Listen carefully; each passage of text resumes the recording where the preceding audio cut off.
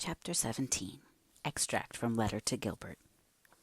School closed today. 2 months of Green Gables and dew-wet spicy ferns ankle-deep along the brook, and lazy dappling shadows in Lover's Lane, and wild strawberries in Mr. Bell's pasture, and the dark loveliness of firs in the haunted wood.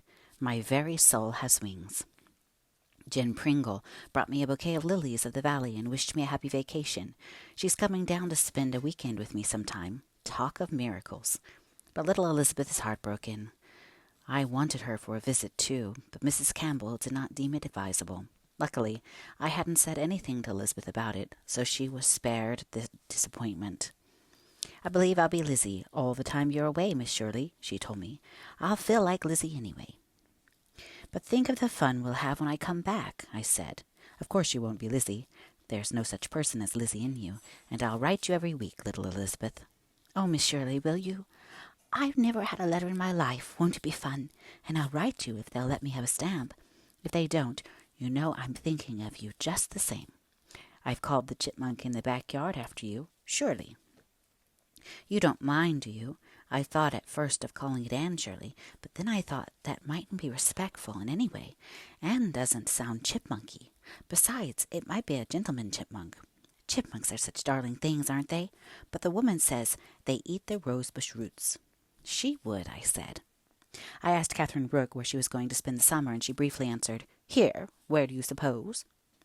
I felt as if I ought to ask her to Green Gables, but I just couldn't. Of course, I don't suppose she'd have come anyway, and she's such a killjoy. She'd spoil everything. But when I think of her alone in that cheap boarding house all summer, my conscience gives me unpleasant jabs. Dusty Miller brought in a live snake the other day and dropped it on the floor of the kitchen. If Rebecca Dew could have turned pale, she would have. "This is really the last straw," she said. But Rebecca Dew is just a little peevish these days because she has to spend all her spare time picking big gray-green beetles off the rose trees and dropping them in a can of kerosene. She thinks there are entirely too many insects in the world. "It's just going to be eaten up by them some day," she predicts mournfully. Nora Nelson is to be married to Jim Wilcox in September. Very quietly, no fuss, no guests, no bridesmaids.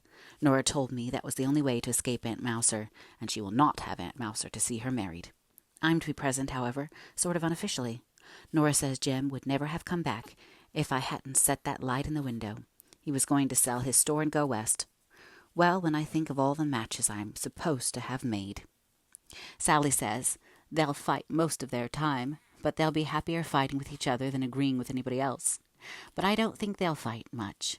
I think it is just misunderstanding that makes most of the trouble in the world. You and I for so long now. Good night, belovedest. Your sleep will be sweet if there is any influence in the wishes of your own. P.S. The above sentence is quoted verbatim from a letter of Aunt Chatty's grandmother.